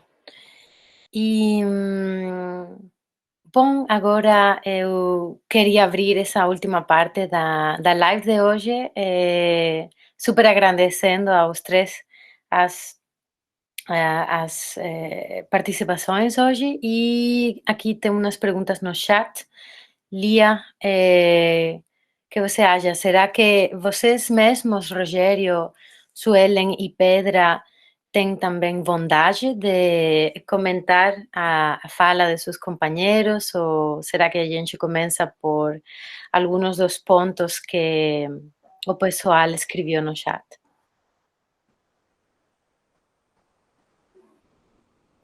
Paz, eu estou aqui só olhando o nosso tempo, repensando o tempo, né, que a gente tinha previsto. Sim. Que a live ia durar 1h30, a gente já está com 1h15. Mas a gente queria meia hora de debate, então a gente sugere, vamos deixar meia hora de debate, e aí se a gente acabar antes, a gente vai fechando. E eu queria saber aqui de Rogério, Pedra e Suelen, queria agradecer, e queria saber se eles querem que a gente leia as perguntas do chat, ou se eles mesmos querem escolher também o que responder. Tem algumas perguntas que elas começam com Pedra e elas vão para a Suelen e vão para o Rogério.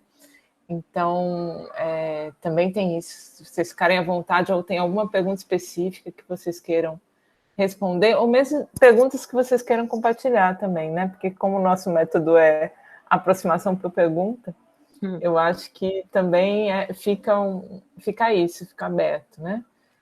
Como é que vocês querem fazer? Ou a gente vai lendo aqui? Eu acho, da minha parte, eu acho que eu prefiro responder do que perguntar por agora, e aí quando a gente pegar um ritmo, aí eu vou perguntando também. Tá. Então, aqui tem alguns comentários, como Kamai Freire. Eu vou começar assim, aí vocês me interrompem se vocês quiserem, a gente muda o jeito. Kamai Freire fala em cooptar, usar nossa própria luta para os interesses do próprio sistema. E aqui é entre Suelen e Rogério, porque as questões foram entrando, né? Aí mesmo Kamai Freire depois fala, permanece sendo hoje o contrato racial, o racismo não precisa estar na lei para se manter em vigor, como dizia Abdias. E aí tem ele de novo comentando, acho que Kamai Freire podia até fazer pergunta se ele quiser, porque ele fala que eu olho essas fotos e só consigo pensar em qual comunidade está com o Pepele vazio, faltando uma estátua ou máscara.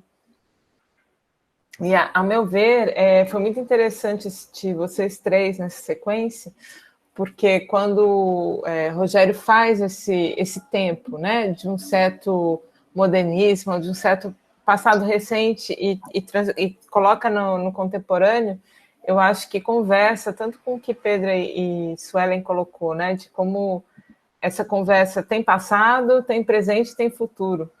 E aí as questões, elas estão no passado, mas elas também estão falando de um presente e futuro que se escreve, né? Então essa coisa da estátua me chama a atenção nesse sentido, que acho que apareceu aqui, tanto em Suelen como Rogério. Não sei se vocês querem comentar.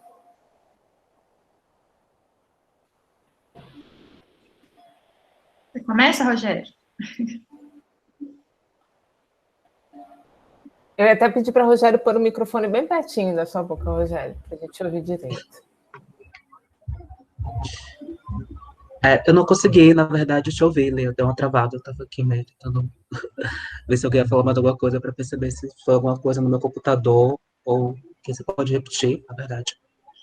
Então, na verdade, não é uma pergunta, eu até queria convidar o autor aqui, se ele estiver aqui antes, agora, e quiser falar, que é Camay Freire, e que ele faz vários comentários aqui. Camay Freire está presente? Quer perguntar? Oh, meu Deus, você está me ouvindo? Ótimo. Ué, tá dizendo que eu perdi a conexão, mas não sei se vocês estão me ouvindo. Eu acho que tá ouvindo, né? Tá dizendo aqui que eu tô sem conexão, mas se vocês estão ouvindo, eu acho que daria só para resumir mesmo os comentários e em uma pergunta muito sintética sobre essa questão da cooptação, né? Como que vocês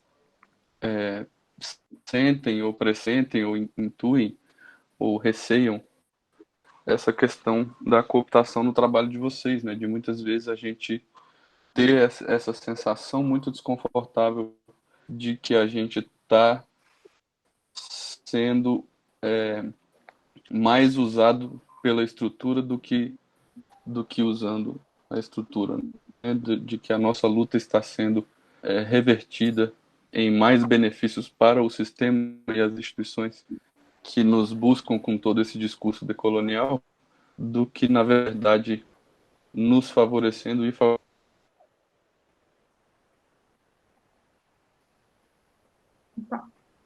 Agora caiu mesmo.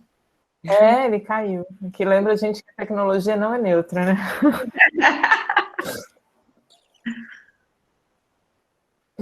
Ele caiu, mas a pergunta ficou. Deu para entender. Bom, a minha fala foi toda nesse sentido, né? Foi toda chamando atenção para exatamente esse ponto da cooptação. Nesse sentido, eu não tenho uma resposta mesmo, eu tenho também outras perguntas, porque é sempre um lugar de negociação muito difícil, né? Porque, vou dar um exemplo que eu e o Camay, né, que é o meu marido, a gente fez um projeto para apresentar para uma bolsa de pesquisa que seria financiado pelo Goethe Institute, junto com o consulado da França, e era uma bolsa de pesquisa para pesquisar em acervos, né? E nós dois pesquisamos acervos de arte afrodiaspórica, sobretudo. E a gente construiu um projeto que foi muito bem avaliado, e até a última reunião com todos os curadores foi muito parabenizado, enfim, a gente super achou que a gente fosse realmente conseguir, mas no fim das contas a gente não conseguiu. Foi um outro projeto menos contundente que ganhou, a gente até compreendeu isso também, mas a gente chega à conclusão de que se a gente quer fazer um trabalho que realmente vai questionar, escarafunchar a ferida, expor uma questão, criar impacto real na comunidade, a gente vai sempre precisar adaptar ele aos interesses de quem está pagando para que esse projeto aconteça, porque muitas vezes o que a gente propõe é exatamente a zona de conflito entre o interesse da grande instituição, que nesse caso que eu dei o exemplo eram museus, né, museus nacionais, alemães e franceses, e o interesse da comunidade. Então, a gente se propôs no projeto a fazer o papel de comunidade e ir lá nas reservas técnicas, ver o que esses museus possuem, né, fazer um levantamento. Então, como sociedade, isso, sendo esse representante da sociedade, a gente entende o valor que isso tem, né, para a comunidade, e por isso a gente faz essa proposta. Os curadores, que são esses intermediários, né, que são vocês aqui também, que estão viabilizando essa conversa, também entendem o valor disso. Mas quando isso bate lá em quem vai assinar o cheque, no fim das contas, né, que não vai ser uma pessoa dissidente, que não vai ser uma pessoa insurgente, que não vai ser uma pessoa que está querendo que esse problema seja criado na instituição dela, a coisa é barrada, né?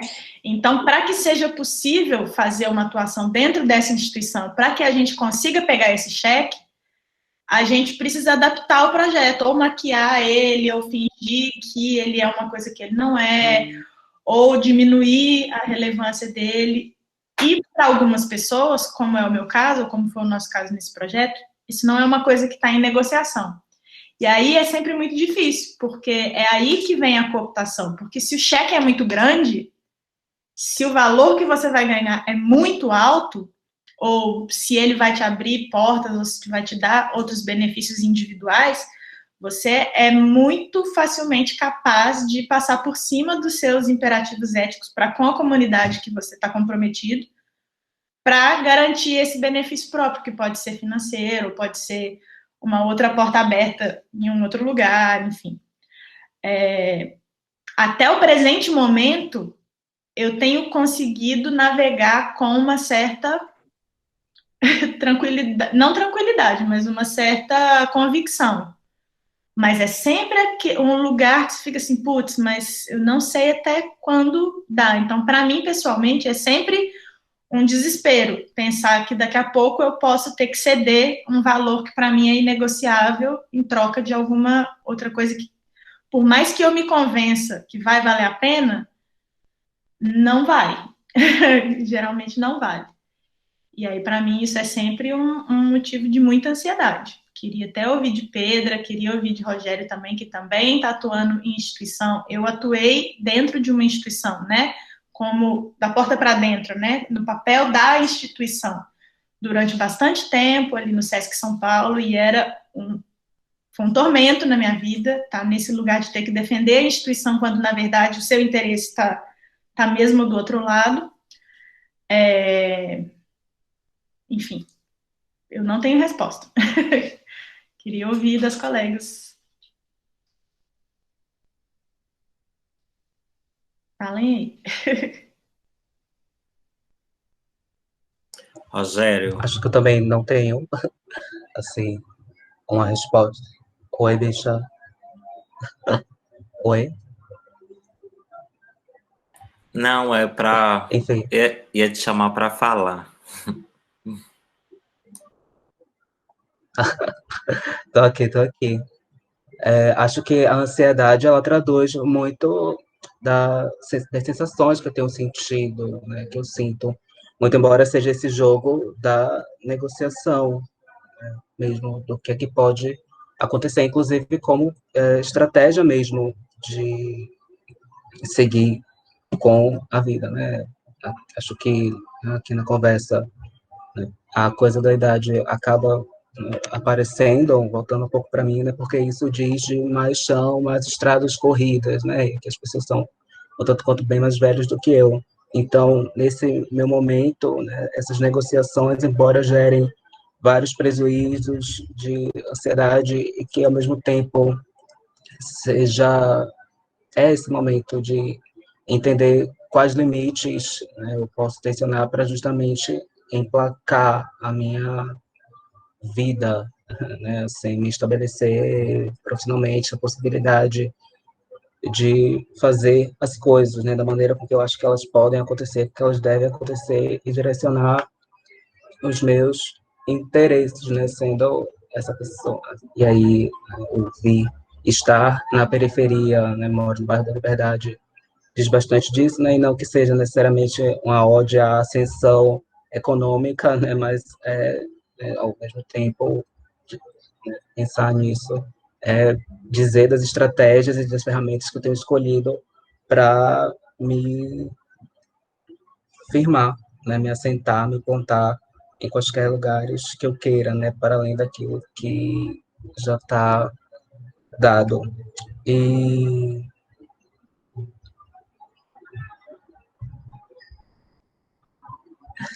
às vezes, né, é coisa, ai, tem que falar, falar, falar, e essa sensação mesmo de freneticidade, né, acho que ela também acontece para mim, né, da necessidade, né, de, nesses contratos, dar uma resposta à altura, mas ao mesmo tempo que não me traia totalmente, né, tipo, implodir, né, acho que alguém falou sobre isso, né, provocar essas implosões nessas dinâmicas dos contratos e das alianças que a gente se propõe a firmar. Então, é sobre ansiedade e respostas.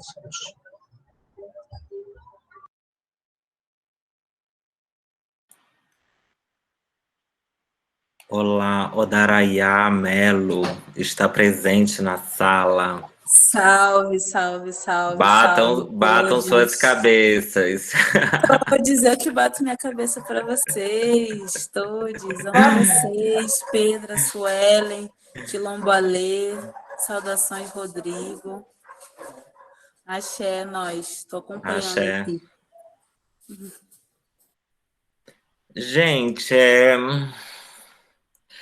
eu, assim, vou falar publicamente aqui, tá? Tenho me tornado fã de Suelen, tá?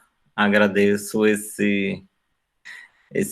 né? Porque isso aqui não começou agora, né? Uma hora e meia atrás. Ele começou alguns dias atrás e tem sido bem importante. Todas as colocações que o Suelen vem colocando dentro do projeto, né? Rogério, tenho conhecido, acho que quando morava em Salvador, Rogério devia ter o quê? 10 anos de idade? Devia ser, né? Uma criancinha, né? E eu acho que essa questão, acho que é uma questão muitíssimo cara, né? No sentido que, primeiro, acho quais são as pessoas que a gente conhece, né, de pesquisa ou mesmo de experiência que conseguiu, né, realizar esse feito sem grandes ansiedades, né, como o Rogério fala, né, a questão da ansiedade que é uma questão real, né, acho que e que se materializa, né, nos corpos, assim, no meu caso é pelo vitiligo, né. Então, essa parte rosinha aqui da cara é tudo vitiligo, tá?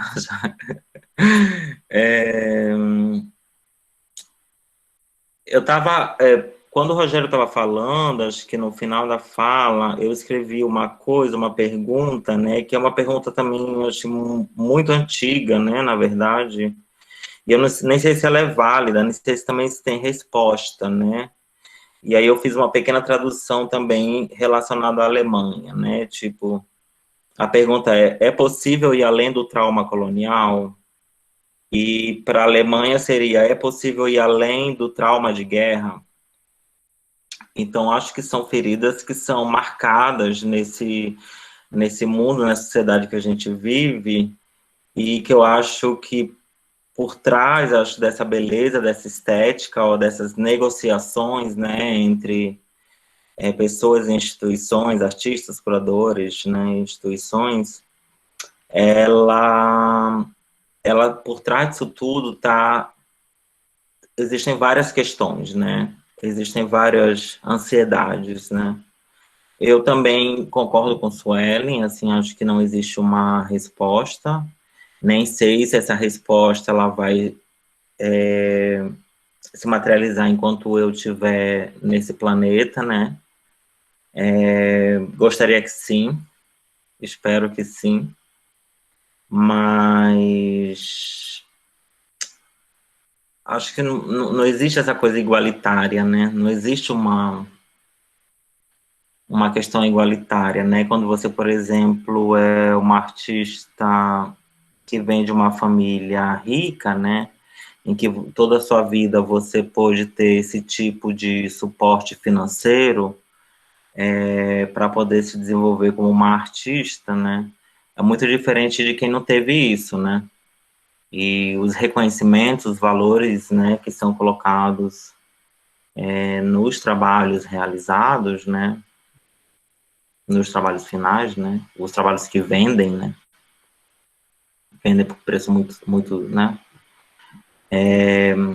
essa é uma coisa, ou também, né, que bom que estamos trazendo, né, pessoas que estão vivas também, né, que ainda estão no planeta, né, atuando, né, porque existe muito essa coisa de valorizar artistas depois que eles desencarnam, né? Depois que abandonam o corpo, depois que saem do planeta. Então, para que serve isso? Né? Que sistema é esse, né? Sistema de arte que é extremamente violento, extremamente colonial, como Suelen colocou. É bem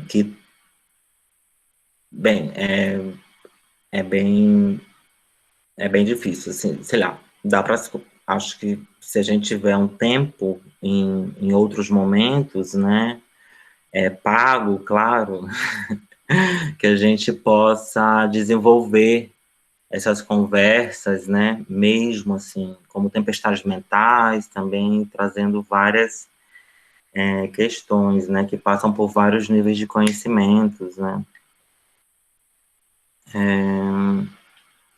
Eu acho que tem uma outra também questão muito cara, que são esses museus etnográficos, né, que surgiram, principalmente na Europa, né, que são terríveis, né, tem um grande movimento aqui em Berlim, né, tem também movimentos em Viena, na Áustria, né, são coisas horríveis, né, quando se entra nesses museus e, pelo menos a minha sensação, né, fisicamente no meu corpo, é como se estivesse entrando num grande espaço esvaído de energia, que chupa a sua energia e parece que uma energia de morte, sabe, nesses lugares, assim. Bem, eu posso ter me perdido, mas eu tenho me achado também, tá? Então, agradeço.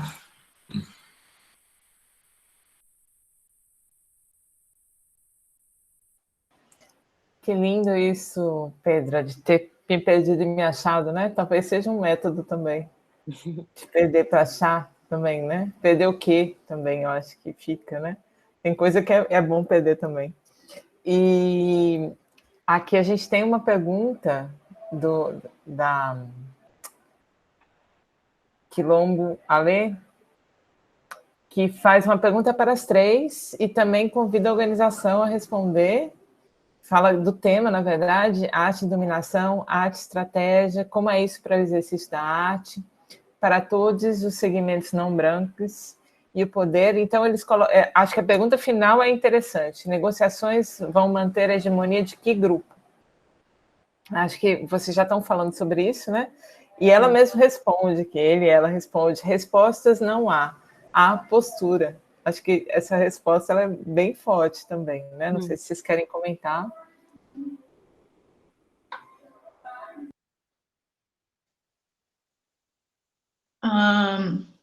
Bom, Sandra é maravilhosa, né? É isso, não tem resposta, tem postura.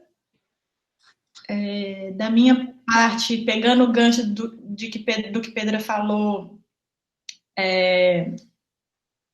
enfim, né?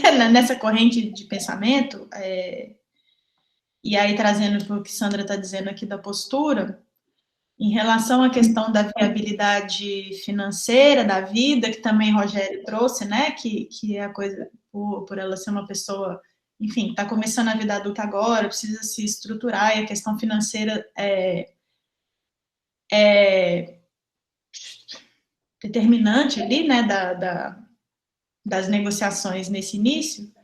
O que eu posso dizer da minha parte, né, a minha postura é, enquanto artista, eu prefiro não fazer da minha da minha arte à minha profissão.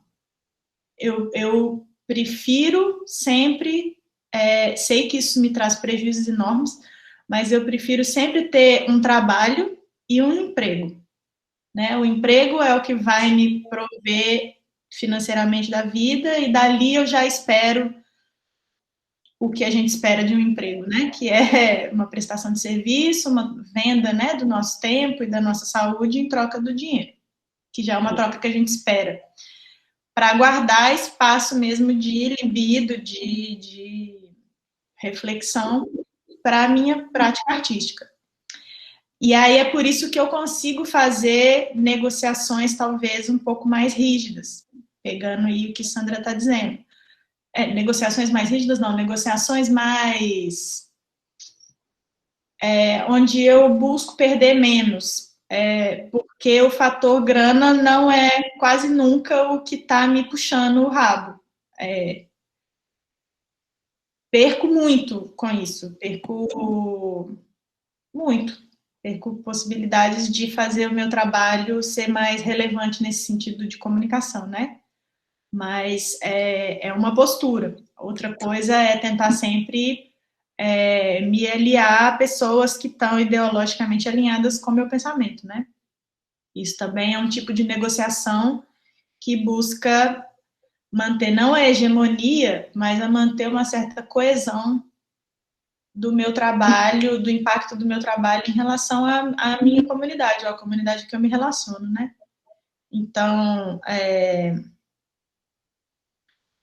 meio isso, criar redes que ultrapassem essas barreiras rígidas de mercado, enfim, não sei como mais estender. Obrigada. Eu vi que teve uma conversa aqui também, né, no chat, uma pessoa perguntou e aí outra pessoa respondeu. Jorge Cabreira Gomes perguntou, e se entrar no sistema for explodir ele? E aí, Estudos em Arte Contemporânea respondeu, o sistema torna a explosão uma mercadoria. E aí, Jorge fala de novo, mas a insurgência não poderia ser também uma forma de mercadoria? Talvez seja uma hora boa da organização. Suelen. As perguntas. Diga. Veio outra pergunta aqui dentro dessa, que se entrar na instituição for implodir ou explodir a gente mesma, né? Exato. Vai cair tudo na nossa cabeça. A famosa pessoa bomba, né? Que entra e acaba se explodindo lá dentro. Assim, em termos, né? Doença, questões... ansiedade, doença mental e todas essas questões que adoecem, né? Muitíssimo. Né?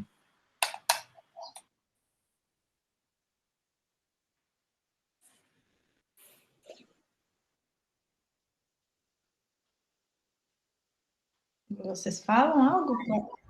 Eu também. Eu acho que, assim, enfim, o desmantelo de certas hegemonias nas negociações é essencial, né, e que as nossas posturas, a minha postura, pelo menos, acho que, espero que ela me conduza para isso, né, porque, no final das contas, isso retorna para mim e para a gente, né, porque, no final das contas, são as nossas vidas. Mas eu também acho, concordo com a Suela, né, que é um ótimo momento assim, para ouvir as colocações da organização também quanto a isso tudo, né? Acho que a gente falou um pouco sobre as nossas perspectivas e estratégias ao longo de tudo isso e, enfim, concordo com a provocação.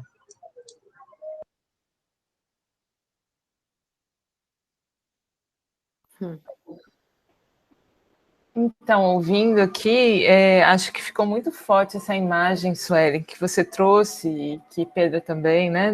Criar redes que ultrapassem barreiras. Acho que, para mim, isso é muito... A imagem é muito forte, o que a gente está fazendo aqui, criando uma rede, se perdendo para se achar, né? Tem uma coisa desse lugar de sair de um discurso para criar outro, que não é uma coisa simples, apesar da gente estar usando as mesmas palavras, né, mudar a forma como se fala não é uma coisa muito simples. Atentar para esse lugar, né, a partir do qual a gente vê o mundo e a partir do qual a gente fala também, eu acho que esse é um exercício de uma mudança muito profunda, né?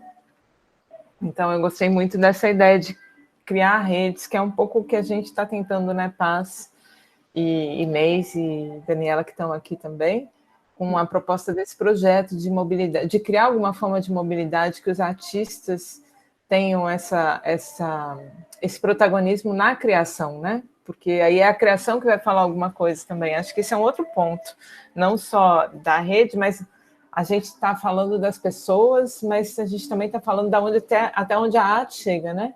E ela mesma vai cavando os espaços. Então, quando Suelen falou de um artigo dela que está online, ou mesmo Pedro falando da obra que ela fez aqui em Salvador há algum tempo atrás, que ela é famosa até hoje por causa dessa obra, ou do Rogério Félix falando da revista Gravidade, me dá essa impressão também que a obra, ela nasce e ela tem uma certa autonomia, ela vai chegando em outros lugares, muito além do que a gente pode imaginar, né?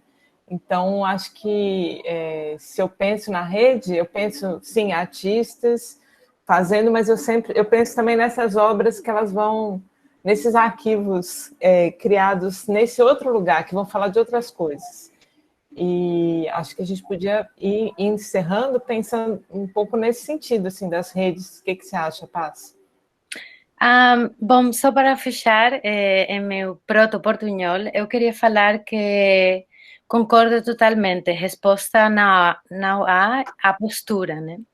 E para resgatar isso que Suelen falou e traz hoje, eu fiquei pensando que, por exemplo, a Daniela, Laura e eu estamos participando agora de outro projeto que, de alguma maneira, parte de uma pergunta muito similar, que o Boris Groys falou no momento que você exhibe a performance no museu, a performance é morta, né?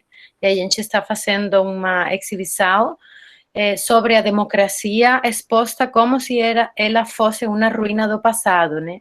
A gente está fazendo o Museu da Democracia falando desde uma perspectiva ficcional, como se a democracia fosse um dinossauro, fosse morta, não tem mais, né?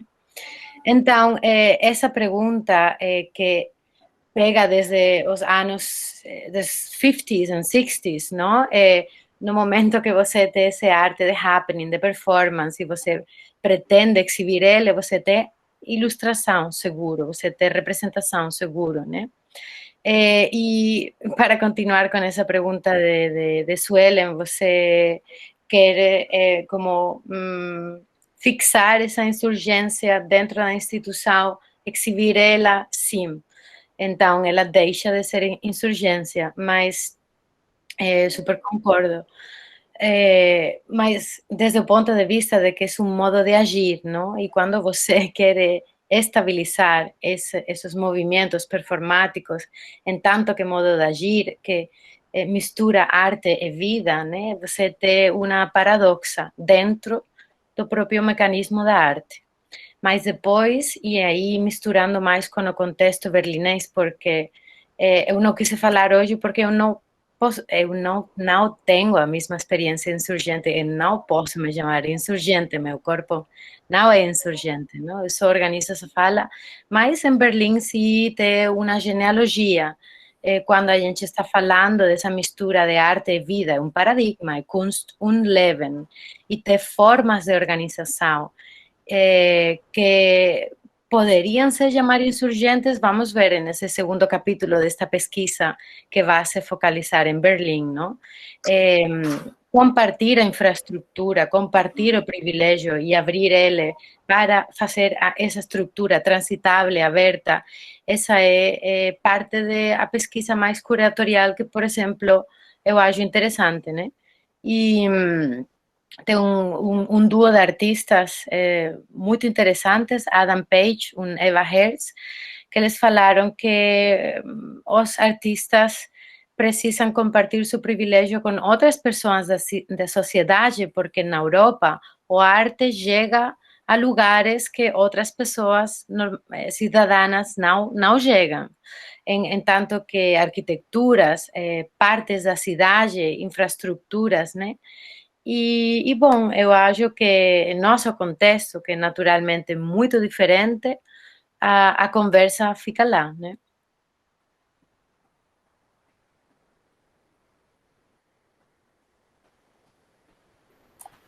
Vocês falando, aí me veio, antes também de falar e também falando, né, veio uma questão das artes que ativam, né? E não essas artes que me levam para um lugar de... Eu acho muito chato ir para uma exposição e ficar vendo coisas assim que me dão sono, me dão cansaço e não me ativam nada, assim. Eu realmente visitar exposições muitas vezes, a grande maioria das vezes é muito chato. Então, se a arte não me ativa, se a arte não tem vida, se a arte não tem festa, se a arte não está conectada coletivamente, no sentido de que, né, a individualidade ela é criada na Europa, ela é criada no sistema capitalista colonial, né? Sei lá, uma coisa individual, egóica, egocêntrica, né? Tipo, eu não sinto esse vazio e não me interessa. Então, quais são as artes que ativam, né?